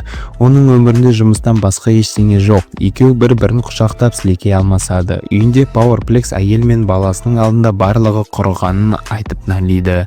Енді ол іздеуде жүр. Өмірі быт-шыт болды. Дональд зақымданбайтынмен құпия кездесуге келеді. Ол Маркқа Скотт Дювалдың жеке ісін тапсырады. Лабораториядан ұрланған дискілер дәл сол дрондардың технологиясымен жасалған екен. Дональд Powerplex'тің түрмеге жеткізілу кезінде қашып кеткенін хабарлайды. Powerplex интернетке жалған видео жүктейді. Онда өзін әйел мен бала кепілге алған адам ретінде көрсетіп, зақымданбайтынмен кездесуді талап етеді. Оқиға орнына тез арада Марктың өзі ұшып келеді. Ол Скоттың сол күні Чикагода әпкесі мен жиенінің айырылғанын білетінін мойындайды. Марк кешірім сұрайды, бірақ Powerplex оған найзағай атып жібереді. Зақымданбайтын оның күшінің қалай жұмыс істейтінін біледі, сондықтан тек жалтарып үлгереді. Powerplex әдеттілік туралы айғайлап шабуылын жалғастырады. Ғимарат құлай бастайды. Кепілге алынғандарды құтқару үшін зақымданбайтын Powerplexті аяғымен теуіп ұшырып жібереді. Скоттың әйелі Марктың бетіне түкіріп жібереді де ашуға булыққан Powerplex Марктың миын тоқпен қуыруға тырысады. Зақымданбайтын бір сәтке есінен танып қалады. Артына қараған Powerplex өз қолымен әйелін және ұлын өлтіріп тастағанын көреді. Марк есін жияды. Үмітсіздік пен ашуға толған Powerplex қайта шабуылға өтеді, бірақ зақымданбайтын ары қашықтықты қысқартып оны бұғаулап ұстап алады. Түрме камерасының алдында тұрған Дональд Маркқа дискілерді алу Скоттың өліміне әкелетінін түсіндіреді. Енді Powerplex байланған күйде қозғалуға қауқарсыз. Марк оған өз өкінгенін жеткізгісі келеді, бірақ Скотт бәріне зақымданбайтынды кінәлап бір күні түрмеден қашып шығып кегін қайтаратынын айтып сес көрсетеді. Ева өзін жабырқап қалған жігітін жұбатып жатқанда оларды домалақ дрон бақылап тұрады. Мониторлардың алдында Ангстром Леви отыр. Ол басқа ғаламдардан жиналған зақымданбайтындардың бүкіл армиясын жасақтап қойған. Кімнің есінде 2 маусымда Ангстром Леви зақымданбайтынды параллель әлемге сүйреп апарған. Сол жерде Марк Левидің басын фаршқа айналдырған болатын, бірақ байқасақ Ангстром өлмеген екен. Ол бірден портал ашып, озық технологиялы бөтен ғаламшарлық клиникаға түскен. Ол жақта оны емдеп, хиджамады жасап берген. Біздің әлемде порталдар ашылып жатыр. Сол порталдардан параллель әлемдерден келген зұлым зақымданбайтындар ұшып шығады. Марк Евамен төсекте жатыр. Қыз одан сұрайды, тез киноға жазылса мен піл өседі ме деп. Марк бұл 100% темір бетон шындық деп жауап береді. Содан кейін Ева арнаға жазылады, өйткені ол деу емшек болсын деп армандайды. Зұлым зақымданбайтындар жер планетасындағы түрлі нысандарға шабуыл жасап жатыр. Біреуі Мәскеуде күл талқан етеді, екіншісі Нью-Йоркты қиратады. Оларды әрқайсына әртүрлі жер бетіндегі супер қаһармандар қарсы тұрып жатыр. Рекс Рейге жаңа пәтерге көшуге көмектесіп жатыр. Қыз жігітті құшақтап тез берісі ұсынып көреді. Дәл сол сәтте жарылыс естіледі. Бірдеңе дұрыс болмай жатыр. Рекс қызға қалып оны күте тұруын сұрайды. Өзі мәселені шешуге ұшып кетеді. Рей өзінің айғырын сүйіп жібереді. Зақымданбайтын қираған түрмені көреді. Барлық жерде өліктер шашылып жатыр. Дәл осы сәтте оның алдына Неймардың шаш үлгісін жасаған параллель әлемдегі Марк шыға келеді. Нақты Марк одан қайдан боласың деп сұрайды. Екеуінің арасында төбелес басталады. Неймар зақымданбайтын шабуылға кірісіп бірнеше сәтті соққы жасайды. Бірақ нақты Марк екі қолымен соғып оны сөндіріп тастайды. Осы кезде ол бақылау дронын байқайды. Оқиға орнына 3 супер қаһарман жетіп келеді. Олар біздің Маркты зұлым зақымданбайтындардың бірі деп ойлап қалады. Үшеуі жабылып Маркты аяусыз соққының астына алады. Мұның бәрін сырттай бақылап Скотт Тюгл мәз болады. Алайда оған қарсы Неймар зақымданбайтынын атып шығады. Жаңалықтарда үкімет мекемелері мен басқа да нысандар шабуыл жасаған зақымданбайтынға ұқсайтын суперзұлымдар топтары туралы хабар таратылады. Халыққа үйлерінен шықпауға кеңес береді. Оливер көмекке ұмтылады, ал Деби оны тоқтата алмайды. Жылап тұрып ол одан ағасын тауып беруді өтінеді. Неймар жерде ес-түссіз басы жарылған күйде жатыр. Марк супер қаһармандардың оны байқап қоюларын сұрап өзі ұшып кетеді. Пентагондағы қанды қырғынды Сесил мен бір топ киборг зұлым зақымданбайтынның бірін өлтіреді. Дональд олардың саны 18 екен және барлығы параллель әлемдерден келгенін хабарлайды. Сонымен қатар бұл зұлым зақымданбайтындар біздің Марктан әлсіздеу. Сесил қарсылық көрсету үшін Дональдқа көмектесе алатын барлық адамды жинауға бұйырады. Шамалы әлсіз супер қаһармандар жерді қорғау агенттігінің шақыруына жиналады. Сол сәтте Оливер адамдарды қирандылардың астынан құтқарып жатады. Аспанда зақымданбайтынды көріп оның артынан ұша жөнеледі, бірақ ол зұлым Марк болып шығады. Шын Марк пен Ева қаланың үстімен ұшып барады. Айнала қираған ғимараттар мен адамдардың мәйіттері. Олар төменде әлсіз супер қаһармандарды бір зұлым зақымданбайтынның сабап жатқанын байқайды. Марк оны бір соққымен ұшырып түсіреді. Тағы бір зұлым зақымданбайтын Кахорттың қабіріне құлайды. Бұл өлмейтінмен шайқас кезінде болады. Қабірден 2 қыз шығады. 2-ші маусымда көргендер есінде. Сол зұлым зақымданбайтын Оливерді ұрып жатыр, бірақ әлгі шигол үшін 2 белгісіз супер қаһарман араша түседі. Планетаның әр түпкірінде супер қаһармандар параллель әлемдерден келген зұлым зақымданбайтындарға қарсы бар күштермен шайқасуда. Марк пен Ева бетіне шүберек жапқан зақымданбайтынды сабап жатыр. Біздің Марк одан бәрінің артынан кім тұрған және бұл зұлым зақымданбайтындар не үшін келгенін сұрайды. Сол сәтте көмекке Омнименнің костюміндегі зақымданбайтын ұшып келеді. Ол Еваның үстіне секіреді. Бетіне шүберек жапқан зақымданбайтынды жамбас арқылы лақтырып, біздің Марк Омнименге ұқсайтын зұлымды плащынан тартып, шетке сүйрейді. 2 зұлым зақымданбайтын оған лап береді. Ева оларды қызғылт әйнекпен лақтырып тастайды. Біздің Марк Еваны қашуға бұйырады. 2 зұлым шабуылға өтеді. Омни-Марк Еваның аяғын сындырады. Біздің Марк шүберекті ақ зақымданбайтынға қарай лақтырады. Сол сәтте Сесил жіберген киборгтар көмекке келеді. Директор Дональдқа Бритті табуды бұйырады. Жерді қорғау баз астында қанға боялған дупликейт пен қара Самсон жатыр. Зұлым зақымданбайтын көңілді шайқасып өлмейтінмен төбелесуде. Қара қанат көлеңкеден шабуылдайды, бірақ зұлым Марк оның сүйектерін сындырады. Өлмейтін бірнеше соққы жасайды. Зұлым зақымданбайтын оған да соққыларын аямайды. Дупликейттің клондарын быт-шыт етеді. Айналғыштың жыртылған денесі жерде жатыр. Өлмейтін бар күшін жұмсап ұрады, бірақ зұлым Марк тек күледі. Өлмейтінді жерге жығып оның басын жұлып алады. Қара қанат зұлым зақымданбайтынды көлеңкелер патшалығына сүйреп апарады. Деби теледидардан жаңалықтарды көріп, бұлтардың оралуын күтіп отыр. Уильям мен Рик кампус қирандылардың арасымен жүгіріп келеді. Қабырға құлап түсіп, Рик Уильямның өмірін құтқарады. Қара Самсон есін жияды. Айналғышта тірі екен. Олар әлгі зұлым зақымданбайтын қара қанатты өлтіріп көлеңкелер патшалығында қалып қойған болар деп болжайды. тағы бір зұлым зақымданбайтын роботтарды қиратып Рудиді тауып алады. Оған оқ өткізбейтін шабуыл жасайды. Руди мен және Амандамен бірге жараланған Рекс есін жияды. Ол оқ өткізбейтінен Руди мен Аманданы алып кетуді сұрайды, ал өзі зұлым Маркпен бетпе-бет қалады. Соққыдан жалтарып Рекс қолына түскеннің бәрін лақтырады. Ол қуатты жарылыс жасайды, бірақ зұлым зақымданбайтын оған мән бермейді. Ол Рексті тамағынан ұстап өлтірмек болады. Рекс өзін жарып жібереді. Рэй жастар жерді қорғаушылардың жанып тұрған базасын көреді. Руди Рекстің өзін өлтіргенін түсінеді. Әлемде хаос болып жатыр. Әр жерде жаралар, мәйттер, көз жасы. Брит үйінде астынан Дональдты қазып алады. Марк Еваның аурухана төсегінде отырады. Бөлмеге Сесил кіреді. Қазір әлем бұрынғыдан да зақымданбайтынға мұқтаж.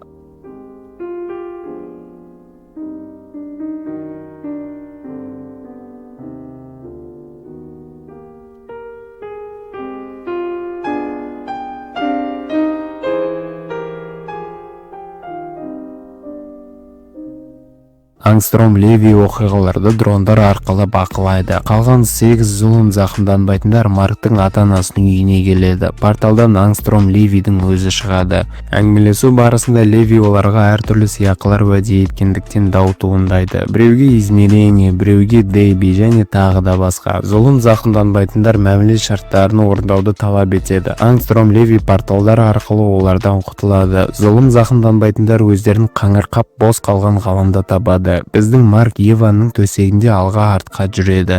Бөлмеге Сесил бұл Леви деп кіреді. Үйге телепортация жасаған Марк Левиге шабуыл жасайды. Эй, Хотубас, bir gel сюда нах. Эй, Хотубас, bir gel пидорас. Эй, Хотубас, bir gel сюда нах. Эй, Хотубас, bir gel пидорас. Эй, Хотубас, bir gel сюда нах. Эй, Хотубас, bir gel пидорас. Эй, Хотубас, bir gel сюда нах. Эй, Хотубас, bir gel пидорас. Эй, Хотубас, bir gel сюда нах. Эй, Хотубас, bir gel пидорас. Эй, Хотубас, bir gel сюда нах. Эй, Хотубас, эй. Эй, Хотубас, bir gel сюда нах. Эй, Хотубас, bir gel пидорас. Эй, Хотубас, bir gel сюда нах. Эй, Хотубас, bir gel пидорас. Эй, Хотубас, bir gel сюда нах. Эй, Хотубас, bir gel пидорас. Эй, Хотубас, bir gel сюда нах. Эй, Хотубас, bir gel пидорас. Марк Левидің мойнынан ұстап алады. Оливер оны өлтір деп айғайлайды. Осы сәтті пайдаланып Ангстром порталға қашуға тырысады. Марк оның қолын жұлып алады. Галактика аралық клиникада табылған Ангстром Леви дәрігерлерден оны емдеуді талап етеді. Олар бұрын келісімге келген, бірақ Леви оның шарттарын бұзған. Дәрігерлер оған Ангстромның қазір олар үшін жұмыс істейтінін айтады. Марк пен Оливер Чикагоның қирандыларын көреді. Әлемнің ең ірі қалалары да қирады. Құрбандардың саны 100-ден 1000 өлген адамға бағаланады. Құтқару қызметтері жұмысқа кіріседі. Еваның аурухана төсегінде отырған Марк ана Левиді даканса өлтіру керек еді деп ойлайды. Сесил баладан өзін кінәламауды сұрайды. Біз бейбітшілікті қалпына келтірумен айналысуымыз керек. Сесил Марктан Нью-Йоркке барып үйінділерді тазалауға көмектесуін сұрайды. Екеуі құтқару орнына телепорт болады. Марк бірден Пауэрплекс шабуылына ұшырайды. Болған жайттың бәрін зақымданбайтынды кінәлайды. Оливер өз ағасы үшін тұрып береді. Марк Пауэрплексті бұрап Оливермен бірге ұстайды. Ағайындылар ол өзінің барлық жинақталған кинетикалық энергиясын пайдаланғанша күтеді. Сесил Пауэрплексті қамауға алуға бұйрық береді. Бұл өлімнің бәрі зақымданбайтын кінәсі деп айғалап жалғастырып жатыр. Түбінде Марк мұның рас екенін біледі. Ева әлі есін жиған жоқ. Марк жақын жерде жылап отыр. Еваның ата-анасы бөлмеге кіреді, ал жігіт кетеді. Дәлізде Еваның анасы Маркты қуып жетеді. Қыздарының супер қаһарман екенін білген ата-анасы бір жамандық бола ма деп қорқатын. Марк сөз таппай қалды. Ең бастысы Ева тірі. Осы кезде басқа палатада өлмейтін есіне келеді. Олар оның басын орнына тігіп қояды. Кейтті көрген олар көздерін жас алып бір-бірін құшақтайды. Өлмейтін шешім қабылдайды. Ол жерді қорғау агенттігінде жұмысты тоқтатады. Ол тек бейбіт өмір сүріп, Кейттің оған бала көтеруін қалайды. Сесил супер қаһармандарды кеңсесіне жинап, өлмейтін мен Кейттің отставкаға кететінін хабарлайды.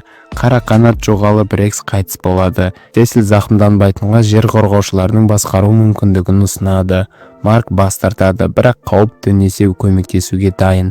Маркты шығарып салған Сесил бұрынғы айырмашылықтарына қарамастан олардың бір жағында жақында екенін түсіндіреді. Үйінділерді тазарту кезінде Марк өлі денелерді тапты. Кенеттен аспаннан Конквест атты үлкен вилтрумет ұшады. Ол Марктың Вилтрум империясының бұйрығы бойынша жер планетасын әлі басып алмағанына ашуланады.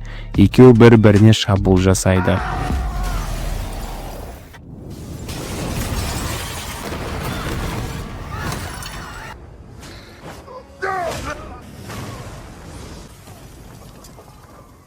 Конквест Аниса сияқты емес екенін мойындайды. Ол жай дүниелерді қиратуды ұнатады. Ұрыс жалғасуда. Екі адам айналасындағылардың бәрін құртып жатыр.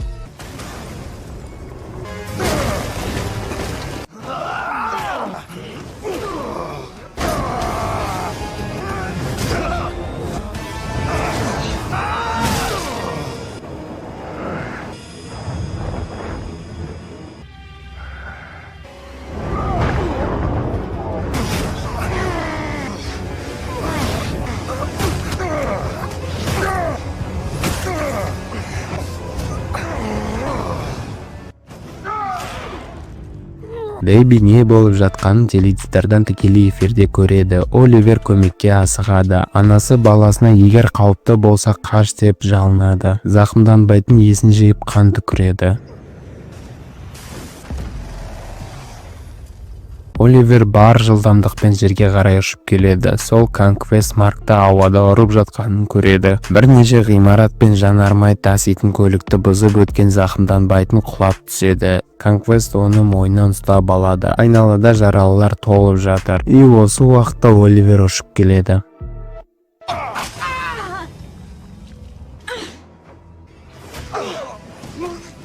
Марк інісін кетіп қалғанын талап етеді. Зақымданбайтын басынан ұстап Конквест айналасындағы бәрін бұзып жатыр. Марк қарсы шабуылға шығады.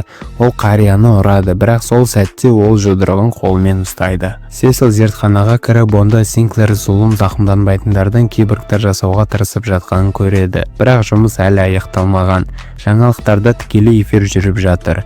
Ева есін жияды. Жанында ата-анасы отыр. Жаңалықтарды көрген соң Ева қызғылт шорт киеді. Конквест зақымданбайтынмен ойыншық сияқты ойнап жатыр. Оған бүкіл жер планетасы үлкен балалар алаңы сияқты. Конквест Марк әкесін білгенін айтып, қазір оны өлім жазасына кескенін айтады. Оливер қартты екі аяғымен ұрып жібереді. Конквест тек күлімсірейді.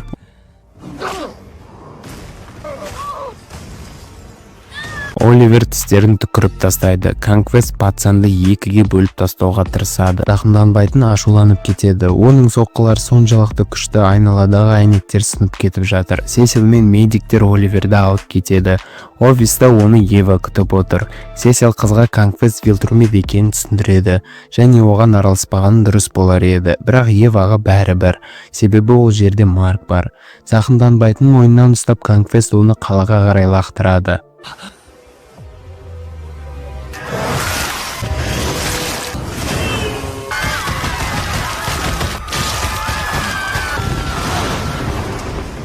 Маркқа соққы жасауға мүмкіндік туады. Конквест қызғылт күш алаңына соғылады. Атомдық Ева сол жерге ұшып келеді. Соққымен Конквест зақымданбайтын аяғын сындырды. Материяны басқарған Ева өзін қызғылт Power Ranger'дің бронь киімін жасап алады. Ол Конквестті үлкен қызғылт балғамен сілтеп шайқайды. Қыздың барлық күш жігері қарамастан қарт адам еш шаршамайды. Әлі де шабуыл жасауды жалғастырады.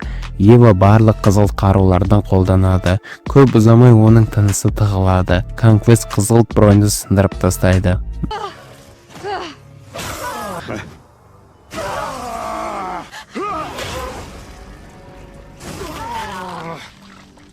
Марк Евадан шек қандар түсіп жатқанын көреді. Оны ауада ұстап жерге қонады. Жылап тұрып, Марк Евадан өлмеуін сұрайды. Қыз бірдеңе айтуға тырысады. Марк айғайлап Сесилден көмек сұрайды. Конквест өмірінің төмен формаларына байланып қалмауды кеңес етеді. Олар Вилтруметтерге тең емес. Қарт адам Маркқа тамаша көңіл көтерген үшін алғыс айтады. Ол өте жақсы көңіл көтереді. Марк Конквесттің ертеңге дейін тірі қалмайтынына уәде береді. Адреналинмен зақымданбайтын қарттың қолын жаншып тастайды. Марктың қолы да сынған. Жігіт тепкілер мен соққылар жасайды. Конквесттің иығынан етін тістеп алады. Осы уақытта Ева денесі жарқырап аспанға көтеріліп қызғылт атомдармен қозғалады. Конквест бастаманы өз қолына алады да Маркты жерге құлатады. Қарт адам Вилтурмет болудың өте жалғыз екенін мойындайды. Ол планетадан планетаға көшіп жүріп бәрін жояды, ал айналасындағылар бәрінен қорқып жүреді. Сондықтан Вилтурметтер ешқашан жыламайды. Конквест Маркты тұншықтырады. Атомдық Ева қартқа қызғылт лазер жібереді, бірақ өзі күштен құлайды. Отқа күйген Конквест тұрады.